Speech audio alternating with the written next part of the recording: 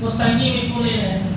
وہ خود دوسروں کو پریشان کرتا رہتا ہے، وہ خود دوسروں کو تنگی میں ڈالتا رہتا ہے، تو پریشان رہے گا کہ نہیں رہے گا؟ یہ حدیث کیا کہہ رہی ہے کہ آپ صلی اللہ علیہ وسلم نے فرمایا کہ جو انسان، جو مسلمان کسی مسلمان کی تنگی میں آسانی پیدا کرے گا، اللہ اسے دنیا و آخرت میں آسانی پیدا کرے گا۔ اللہ کتنی بڑی فضیلت ہے۔ تو اگر ہم یہ سوچتے ہیں کہ دوسروں کو پریشان کر کے ہم آسانی میں رہیں گے، یہ امپاسبل ہے، ایسا نہیں ہوتا۔ جو دوسروں کو پریشان کرے گا خود پریشان رہے گا، اگرچہ وہ مولوی صاحب سے دعا کرا لے، اگرچہ وہ حج کر لے، عمرہ کر لے، سجدے میں رو لے۔ دیکھا یہ جاتا ہے کہ جو دوسروں کو رلاتا ہے مسجد کے باہر، مسجد کے اندر آگے سجدے میں روتا ہے، اے اللہ مجھے تکلیف ہے، اللہ میری پریشانی ہے، ایسا کر ویسا کر۔ یہ کیسے صحیح ہوگا مجھے بتائیے؟ تو اگر ہم اور آپ آسانی چاہتے ہیں، اپنی زندگی میں آسانی چاہتے ہیں، دوسروں کے ساتھ آسانی کیجیے، بہت ہی آسان بات ہے۔ تیسری بات آپ صلی اللہ علیہ وسلم نے فرمایا، اور جو انسان کسی مسلمان کی عیب پر پردہ ڈالے گا، اس کی عیب کو چھپائے گا، اللہ دنیا اور آخرت میں اس کے عیب پر پردہ ڈالے گا۔ یہاں تو آج کل اسی میں مزہ آتا ہے۔ اب یہ سب حدیث آپ مسلمان کو سنا ہم نہیں چاہیے، اور دنیا آخرت میں ہم نہیں ہونا، وہ اللہ اسے کرتا ہے۔ ادھر میں انسان بولتا ہے نہیں اس کے ساتھ ہونا، ہم نا موسم نہیں ہونا، وہ جائیں گے بعد میں دیکھ لیں گے اللہ، وہ ہم جواب دے لیتے، قبر میں جواب دے لیتے تھے۔ یہ حقیقی بات ہے۔ اور آخری جو ٹکڑا ہے وہ یہ ہے کہ آپ صلی اللہ علیہ وسلم نے فرمایا، اور اللہ رب العالمین ایک بندے کی مدد میں اس وقت تک لگا رہتا ہے جب تک ایک انسان اپنے بھائی کی مدد کرے۔ اللہ کو دیکھے اور ایسا ہے کہ ایک مسلمان کافر کی مدد کرے گا، مسلمان کی مدد نہیں کرے گا۔ تو مسلمان کرتے بھی ایسا نہیں کہ نہیں کرتے، چپکے چپکے مسلمان ایسا کرتے بھی، اپنے مسلمان بھائی کو ہی گڈھے میں گراتے، اس لیے دوسرا کوئی مدد نہیں کرتا۔ لیکن یہ حدیث اپنی جگہ بالکل ہی مسئلہ، حالات چاہے جیسے بھی ہو، لوگ جیسے بھی ہو، آپ جو ہے کیا کہتے ہیں کہ دو آنکھیں نہیں، چار آنکھیں کھول کر کے آپ مسلمانوں کی مدد کیجیے، لوگوں کی مدد کیجیے، اللہ آپ کی مدد کرے۔ آج جو ہندوستان کے اندر آپ مسلمان کی مدد نہیں ہو رہی، کیوں نہیں ہو رہی؟ مسلمان دوسرے مسلمان کے ساتھ مدد نہیں کرتا، تو اللہ کی مدد کیسے ہے؟ تو اس حدیث کے اندر جو بات تھی وہ یہ کہ آپ صلی اللہ علیہ وسلم نے فرمایا، جو کسی مسلمان پریشان حال مسلمان کی سمجھ لیجیے اس کی مدد کرتا ہے، کسی پریشان حال مسلمان کی پریشانی کو دور کر دیتا ہے، اس کے معاملات میں آسانی پیدا کرتا ہے، تو اللہ اس کے ساتھ آسانی کرتا ہے۔ اب آگے جو حدیث ہے وہ سن لیجیے۔ اسی بارے میں نے جیسا کہا کہ ایک مسلمان دوسرے مسلمان کو پریشان کرتا ہے، ایک مسلمان دوسرے مسلمان کو لڑاتا ہے، اور لڑانے میں مزہ آتا ہے، لیکن سنتے ہیں حدیث۔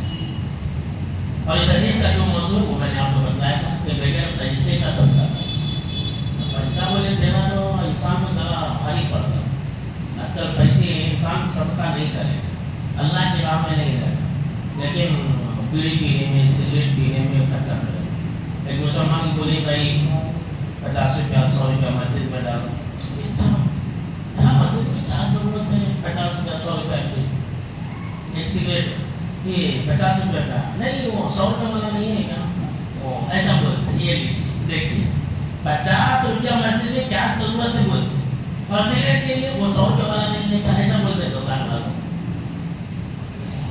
تو آج کل لوگوں کی عادت ہے۔ تو اگر آپ جو ہے پیسہ خرچ نہیں کرنا چاہتے ہیں، صدقہ نہیں کرنا چاہتے ہیں، کیجیے، ایسا نہیں کہ مت کیجیے۔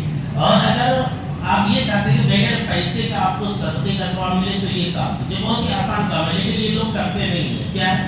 حضرت عبداللہ بن عمرو رضی اللہ تعالیٰ عنہ راوی حدیث سے کہتی ہے کہ آپ صلی اللہ علیہ وسلم نے فرمایا کہ لوگوں کے درمیان میں صلح کرانا یہ اللہ رب العالمین کے نزدیک سب سے زیادہ افضل عمل ہے۔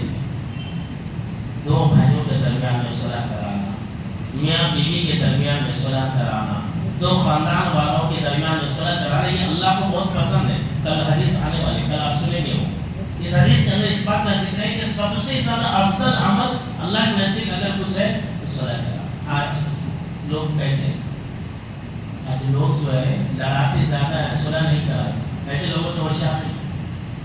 کچھ خاندان میں ایسے لوگ ہیں جو سامنے بولیں گے نہ کو لڑ پاتا ہے، کو لڑتا، ایسا نہیں لڑنا، اور جیسے وہ دونوں جدا ہو جائیں گے اس کے بعد جانے دے، اسے چھوڑنا نہیں، اس اسے بخشنا نہیں، اسے معاف نہیں کرنا، ایسے لوگوں سے ہوشیار رہیے، ایسے لڑانے والے فتنہ باز لوگوں سے ہوشیار رہیے، اور ایسے لوگوں سے خاندان والے لڑتے وہ ملنا بھی چاہتے، دو بھائی یہ ملنا بھی چاہتے تو بیچ والا ملنے نہیں دیتا، صلح نہیں کرنے دیتا، تو صلح کو اپنائیے، اگر زندگی میں چین و سکون چاہیے تو صلح کو اپنائیے۔ اچھا صلح ایک انسان کب کرتا ہے؟ میں نے دیکھا ہے، میرے پاس ایسے کئی سارے معاملات ہیں۔